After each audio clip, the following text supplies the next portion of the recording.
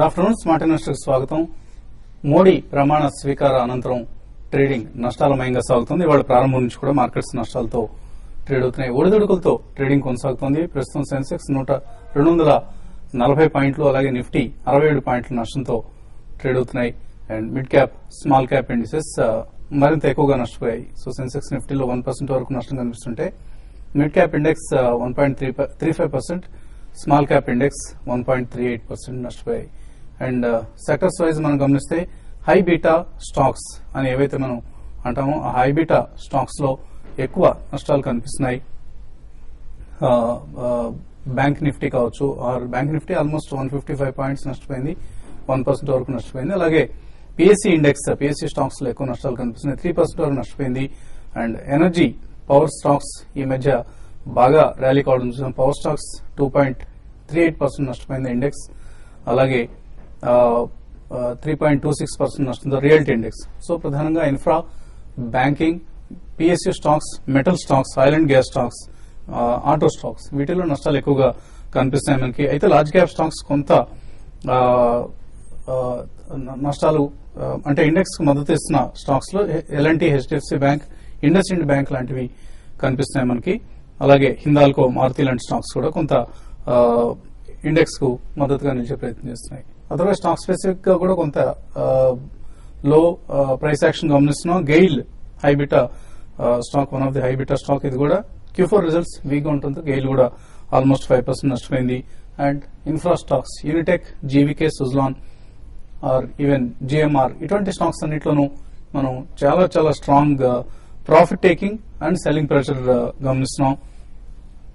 తిరిగి quality stocks కే investors ప్రాధాన్యం ఇస్తున్నట్లుగా మనకు స్పష్టంగా కనిపిస్తుంది. High beta stocks and debt ridden companies ఏవైతే ఉన్నాయో ఆయా కంపెనీల షేర్ల మీద అమ్మకాల ఒత్తిడి కనిపిస్తుంది. అండ్ మినిస్ట్రీస్ కూడా ఆల్మోస్ట్ ఫైనలైజ్ అయ్యాయి. ఫైనాన్స్ మినిస్టర్ గా Arun Jaitley, finance and defence రెండు కూడా ఆయనకి ఇవ్వడం జరిగింది. అండ్ మిగతా మినిస్ట్రీలు కూడా దాదాపుగా నిన్న ఈవినింగ్ మీడియాలో ఏవైతే వీళ్ళు ఉండొచ్చు, వాళ్ళు ఉండొచ్చు అన్న ఒక అంచనాలు వచ్చాయి, అవన్నీ కూడా ఆల్మోస్ట్ యథాతథంగా నిజమయ్యాయి. సో ఆల్ ఇన్ ఆల్ ఒక నష్టాలతో కూడిన ట్రేడింగ్ సెషన్, లాభాల స్వీకరణ అనుకోవచ్చు, లేదా కొంత ఫ్రెష్ సెల్లింగ్ కూడా వస్తుంది. And in addition to this FII participation చాలా చాలా తక్కువ స్థాయి దగ్గర ఉంది. ఈ పరిస్థితి మీద అనలిస్ట్ ఏమంటున్నారో తెలుసుకునే ప్రయత్నం చేద్దాం. సో ఆల్మోస్ట్ 1:2 దగ్గర కనిపిస్తుంది మనకు అడ్వాన్స్ డిక్లైన్స్ రేషియో చూస్తే. ఏదైతే ఈక్విటీ మార్కెట్స్ ఇప్పటిదాకా హోప్ ర్యాలీ డ్రైవ్ చేసిందో, ఈజీ మనీ మార్కెట్స్ లోకి వచ్చిందో, అంటే ఎఫ్ఐఐ మనీ మార్కెట్స్ లోకి వచ్చిందో, అది ఇప్పుడు కొంత డ్రై అయింది, క్షీణించింది. సో ఎందువలన ఎఫ్ఐఎస్ ఈ వెయిట్ అండ్ వాచ్ మూడ్ లోనే ఇంకా కొంతకాలం కొనసాగుతారు, మరొక అట్లీస్ట్ బడ్జెట్ వచ్చే వరకు ఇలాగే ఉంటుంది అనుకుంటున్నారు, లేకపోతే ఇది షార్ట్ టర్మ్ ఫినామినా, ఇక్కడ నుంచి మేబీ అనదర్ 3-4 సెషన్స్ తర్వాత మార్కెట్స్ మళ్ళీ రికవర్ అయ్యే ఛాన్స్ ఉందా? 3-4 సెషన్స్ మేబీ టూ ఎర్లీ అండి. బట్ కొద్దిగా కన్సాలిడేషన్ ఈవెన్ టైం వైజ్ కూడా కావాలి. మనం గతంలో చెప్పుకున్నట్టు ఫస్ట్ లెగ్ ఆఫ్ స్ప్రింట్ అయిపోయిందండి. ఇప్పుడు మనం we are in the actually rally కొనసాగడానికి it will take some more time. ఎందుకంటే మినిస్ట్రీస్ అయితే అనౌన్స్ అయినాయి. వాళ్ళు ministers they have to first take care of the stock which they have the last government has given it as a legacy. So ఇవన్నీ అయ్యి digest అయ్యి వాళ్ళు formulate చేయడానికి policies అవన్నీ it will take some time, maybe a few more days. అంటే మనకి ఎల్లుండి ఎట్లాగో ఎఫ్ఎండ్ లాస్ట్ ఉంది కాబట్టి ఫ్రెష్ బయింగ్ అనేది ఎట్లాగో రాదు. అండ్ పొజిషన్ స్క్వేరింగ్ ఆఫ్ లో కూడా ఉంటారు. రోల్ ఓవర్స్ ఎట్లా ఉంటాయి మనకి ఇవాళ రేపు చూడాలండి. దాన్ని బట్టి మనకి అట్లీస్ట్ ఫ్రంట్ లైన్ స్టాక్స్ ఎలా మూవ్ అవుతాయి అనేది ఒక సూచి తెలుస్తుంది. But in my opinion definitely this is going to prolong అండి. This is not going to be a one way perpendicular rally. ఎందుకంటే linear rallies are always not congenial also. So ఈ కారణం వలన next action could be a little bit stock specific more than sectoral.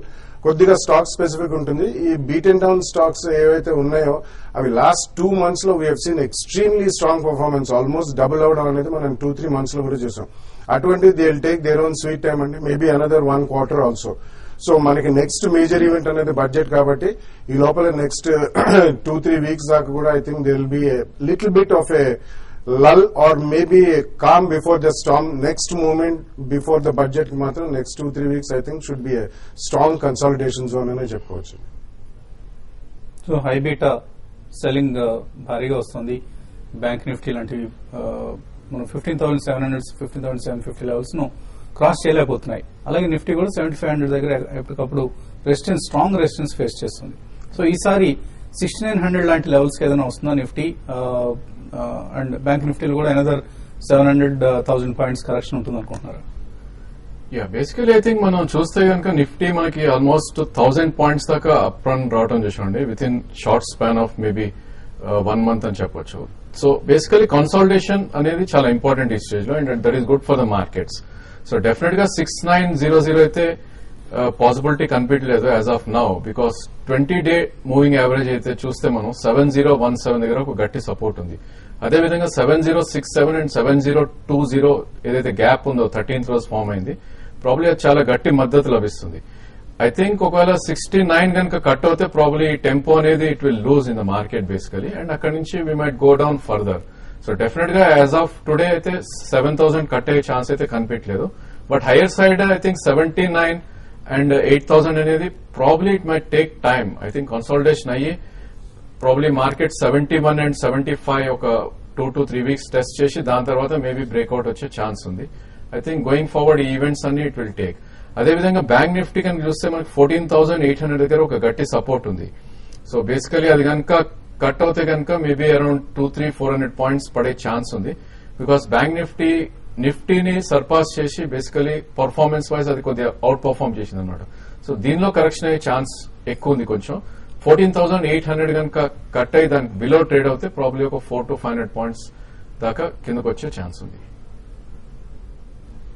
Commodities పరిస్థితి, commodities లో ఎటువంటి trend గమనిస్తాం?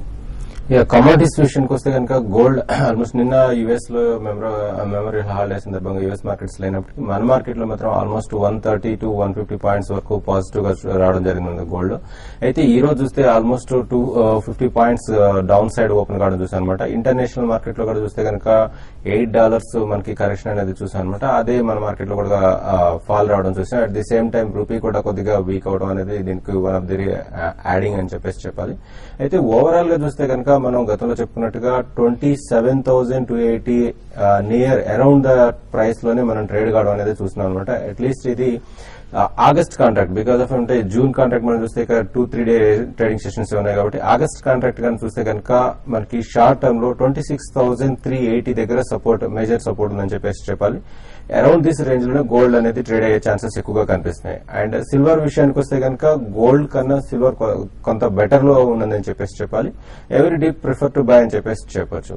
ఇక base metals విషయానికి వస్తే కొంత కన్సాలిడేషన్ స్టేజ్ లో ఉన్నాయని చెప్పేసి చెప్పాలి. అయితే ఎవరీ రైజ్ కూడా బేస్ మెటల్స్ లో ముఖ్యంగా కాపర్ విషయానికి వస్తే కనుక ఇది 416 రేంజ్ లో మనం చూస్తున్నాం అనమాట. ఇది 418 to 420 range is good to cell అని చెప్పేసి చెప్పాలి. ఓన్లీ బికాస్ ఆఫ్ లాస్ట్ ఈ చైనాలో నుండి పిఎంఐ డేటా పాజిటివ్ రావడంతో మనం కొంత ర్యాలీ అనేది చూసాం అనమాట. ఓవరాల్ గా అయితే కనుక కాపర్ లో కొద్దిగా సెల్లింగ్ వచ్చే అవకాశాలు కనిపిస్తున్నాయి. అండ్ అగ్రి ప్రొడక్ట్స్ విషయానికి వస్తే కనుక ముఖ్యంగా టర్మరిక్ సెల్లింగ్ ప్రెషర్ అనేది చూసాం అనమాట. ఇది 5,500 దగ్గర స్ట్రాంగ్ సపోర్ట్ ఉంది. అండ్ మీడియం టర్మ్ లో కొంత ప్రైస్ పెరిగే అవకాశాలు ఉన్నాయి కాబట్టి నియర్ టు 5,500 రేంజ్ వస్తే ప్రిఫర్ టు బై అని చెప్పేసి చెప్తాను. ఐటీ అండ్ ఫార్మా ఇవాళ బెటర్ గా పెర్ఫార్మ్ చేస్తున్నాయి. అరబిందో ఫార్మా 635 దగ్గర స్ట్రాంగ్ గా ట్రేడ్ అవుతుంది. అలాగే జస్ట్ డయల్ ఆల్మోస్ట్ 5% లాభంతో ఉంది, 1354 దగ్గర ట్రేడ్ అవుతోంది. అలాగే ఇన్ఫోసిస్ టెక్నాలజీస్, టీసీఎస్ ఇవన్నీ కూడా కొంత రెసిలియన్స్ కనపరుస్తున్నాయి ఇవాళ ట్రేడింగ్ లో. కాలర్స్ లైన్ లో ఉన్నారు. ఫస్ట్ కాలర్ రవికుమార్ హైదరాబాద్ నుంచి. హలో హలో, అడగండి Ravikumar. Good afternoon sir. Good afternoon. Sir ఇది ఒకటి యూనిటెక్, ఒకటి Crompton Greaves and Adani enterprises sir. Unitech ఒకటి. ఇవన్నీ ఏంటి మీరు కొన్నారా? ఏ రేట్స్ కొన్నారు? తీసుకున్నా సార్, నేను తీసుకుంటున్నా. షార్ట్ టర్మ్ గురించి హోల్డ్ చేయొచ్చా, ఎగ్జిట్ కావాలి సార్? సో షార్ట్ టర్మ్ ఇవన్నీ కూడా కరెక్ట్ అవుతున్న స్టాక్స్ ఇవి. బేసికలీ ఐ థింక్ యూనిటెక్ ఇవన్నీ చూస్తే 14 రూపీస్ నుంచి ఆల్మోస్ట్ 30-32 దాకా వెళ్ళటం చూసాం మనం. I think correction is quite possible అండి. ఇట్లాంటి హై బీటా స్టాక్స్ ఏవైతే ఉంటాయో 30% రిట్రేస్మెంట్ అనేవి ఉంటాయి. I think if you're looking for 1 to 2 months you can hold అండి. Probably I think Unitech unit to have a stop loss at 23 అని చెప్పొచ్చు ఇక్కడ ఈ స్టేజ్ లో. అండ్ పుల్ బ్యాక్ వస్తే కనుక అగైన్ 32-33 దాకా టెస్ట్ చేసే ఛాన్స్ ఉంది. అండ్ అదాని ఎంటర్ప్రైజెస్ కూడా ఆల్మోస్ట్ కరెక్షన్ మనం చూసాం, 100 పాయింట్స్ కరెక్ట్ అవడం చూసాం from the top. Probably another 30 rupees downside stop loss పెట్టి యూ కెన్ హోల్డ్. మేబీ ఒక 3 to 4% పుల్ బ్యాక్ వస్తే you try to exit the trades. Karnataka నుంచి ఫణి. హలో హలో నమస్తే అండి. నమస్తే అండి, అడగండి. మేము బజాజ్ హిందుస్థాన్ 12.50 పైసలో కొన్నామండి. అది హోల్డ్ చేయమంటారు? Bajaj Hindustan. I think you can hold అండి. ప్రాబ్లమ్ ఈ స్టాక్ ఆల్మోస్ట్ డబుల్ అయిపోయింది ఇక్కడ నుంచి. లాస్ట్ 3-4 డేస్ లోనే ఇది ఆల్మోస్ట్ డబుల్ అవటం చూసాం స్టాక్. ఒక బుల్ ట్రెండ్ లో ఉంది. డెఫినెట్ గా you can hold the stock. Probably 34 and 35 దగ్గర కనుక వస్తే కనుక ఒక 50% you can book your profits. అదేవిధంగా షార్ట్ టర్మ్ పొజిషన్స్ అయితే ప్రాబ్లీ 21 ట్రేడింగ్ స్టాప్ లాస్ పెట్టి హోల్డ్ చేయండి పొజిషన్. మరిన్ని కాల్స్ తీసుకోబోయే ముందు కాసేపు విరామం.